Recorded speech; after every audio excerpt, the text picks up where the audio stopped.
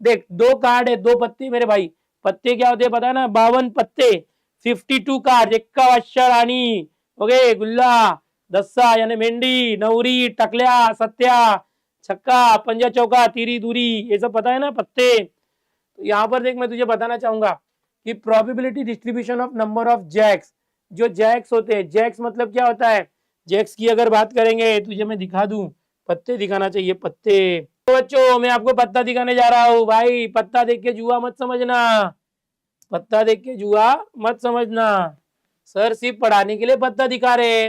Okay, जंगली rummy बोला तो भाई चले मत जाना। ओके, देखो भैया ये होता है जैक, जैक, ये होती है क्वीन, ये होता है किंग। तो जो पत्ते होते हैं बच्चा, ओके एक मिनट है बच्चों, एक मिनट, चैट में से यार हाइड वीट किया करो।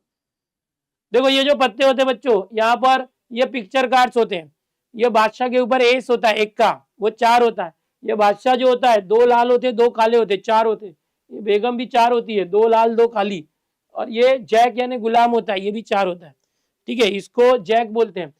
तो अभी 2024 में टेंस वाला क्वेश्चन आया है, ओके, तो वो सब बताता हूँ मैं आपको।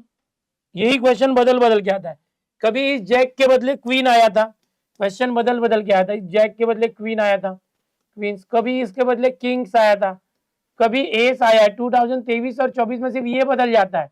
अब मैं आपको बता दूं ये भी 4 होते हैं, ये भी 4 होता है, ये भी 4 होता है, जैक भी 4 होता है, तो सबका आंसर सेम आएगा, क्वेश्चन कुछ भी बदल के आए, क्वेश्चन कुछ भी बदल के आएगा, आंसर सेम रहेगा। अब जो पीडी के क्वेश्चन को आप बीडी से भी कर सकते हो, जैसे मैं बताता हूँ, जैसे मैं बताता हूँ, देखो अगर मैं बात करूं कि अगर यहाँ पर जैक आना चाहिए तो जैक आने की प्रोबेबिलिटी क्या होगी, जैक आने की प्रोबेबिलिटी क्या होगी, टोटल पत्ते 52 है, टोटल पत्ते 52 है, 52 है, और उसमें से जैक कितने, जैक, जैक मैंने बताया गुलाम वो 4 होते, तो ये, तो इसको कट किया तो 4 × 13 52 होता है, तो मुझे पी मिल गया बच्चों 1/13। तो बाइनोमियल डिस्ट्रीब्यूशन का टेक्निक लगा के आपको आसानी से बताता हूँ। बाइनोमियल डिस्ट्रीब्यूशन में पी मतलब सक्सेस की प्रोबेबिलिटी, जो पूछा गया वो लाने की प्रोबेबिलिटी, जैक बोला है तो जैक लाने की प्रोबेबिलिटी, तो जैक 4 होता है, अगर किंग या क्वीन बोलता है तो भी वही होता। यहाँ पर 2024 में टेंस बोला, यही क्वेश्चन बदल बदल के आया है, सबका नंबर 4 होता है, टेंस मतलब दस्सा मेंढी बोलते मराठीत अपन, मेंढी असं म्हणतो। ओके, तो आपको जो पूछा गया वो लाने की प्रोबेबिलिटी सक्सेस पी, तो क्यू कैसे आएगा, फेलर, ये जैक नहीं आने की प्रोबेबिलिटी, तो ये नीचे 13 है ना, 13 - 1 12, ये क्यू निकालने का शॉर्टकट तरीका है, क्यू निकालने का तरीका होता है 1 में से पी को माइनस करो, बट वो नहीं करने का, डायरेक्ट करने का, सीटी में वो बोर्ड में करते थे, समझ में आ रहा है। पी अगर आ गया तो क्यू कैसे निकालेंगे, पी में 1/13 है, क्यू में अपॉन 13 लिख दो, 13 में से 1 माइनस करो 12, ये डायरेक्ट तरीका। अभी देखो यहाँ पर अगर मैं टेबल बनाऊं तो इसमें से परफेक्ट कौन सा होगा समझाने के लिए, एक्स और पी एक्स, ए भाई पत्ते खेलेंगे, पत्ते खेलेंगे। देख बच्चा यहाँ 2 कार्ड जो है ड्रॉ कर रहे हैं, कार्ड कितने ड्रॉ कर रहे हैं, 2, मतलब मेरा एन जो है 2 है, number of cards, number of trial 2 है।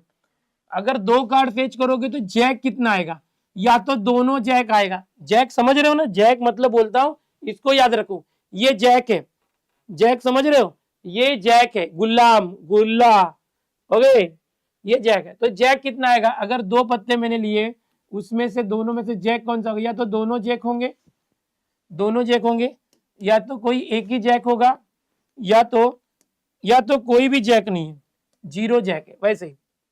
अब इसकी प्रोबेबिलिटी मुझे चाहिए, प्रोबेबिलिटी करने का आसान तरीका, देखो अपने पास एक फॉर्मूला था बीडी का, एकदम आसान तरीका, NCX P⁻X Q⁻n-x, याद है बीडी चैप्टर आपने किया था, बीडी चैप्टर के फॉर्मूले से भी पीडी के क्वेश्चन होते।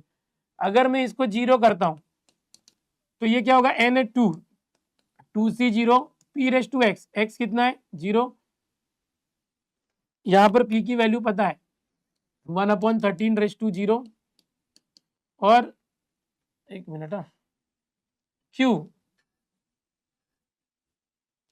Q⁻n-x, एकदम ध्यान से देखो, Q क्या है 12/13, तो ये 2 - 0 2, ये आया x0, इसको अगर सॉल्व करोगे तो किसी का 0 c होता है ना, C0 1 होता है 1, पावर भी 0 किया 1, और ये स्क्वायर है 12 का स्क्वायर, अभी हमने 0 लिया ना 144 अपॉन 13 का स्क्वायर 169। अब तुम बोलोगे सर ये कहाँ गया, देखो इसका पावर 0, ये 1 हो गया, और ये C0 ये भी 1 हो गया, तो ये आपको एक मिल गया। अब ये टेबल पहचानो, 0 1 2 होना चाहिए। पहला जो है 144/169 आना चाहिए। ये देखो ये दिख रहा है, ये नहीं दिख रहा है, ये नहीं दिख रहा है, ये दिख रहा है। सी और बी उड़ गए, अब कंपटीशन ए और डी का लगेगा। अब मैं ना 0 है 1 2 है, मैं 2 का निकाल लेता हूँ, x इज इक्वल टू 2। अब ये फॉर्मूला में देखो ये n2 है, 2C2, फिर p क्या था 1/13, ये 2 यहाँ आएगा, और q क्या है 12/13, और ये 2 में से 2 के 0 डायरेक्ट। देखो ये दोनों सेम होता है तो 1 होता है, स्क्वायर 1 का स्क्वायर 1, 13 का स्क्वायर 169, और किसी का पावर 0 तो 1, तो ये अगर x की वैल्यू 2 है 2 तो 1/169। कोई बोलेगा सर 1 का क्यों नहीं लिया, ले सकते हो, बट ये 0 और 2 का आसान होता है। अब ये मैंने किया, अब ये मत निकालो, हमें तो डायरेक्ट आंसर दिया है, मैच करना है। अब ये हमने 2 तो कट भी कर दिया, ये दोनों में देखना है। लास्ट में 2 वाले का आंसर देखो 1/169 कौन है, 2 वाले का 1/169 ये है, और ये नहीं है, डी गया, तो ए सही है। मतलब हमें जरूरी नहीं कि तीनों की वैल्यू फाइंड करो, कोई भी एक या दो की वैल्यू फाइंड करने से आपको आ जा रहा है। समझ आ रहा है कि नहीं।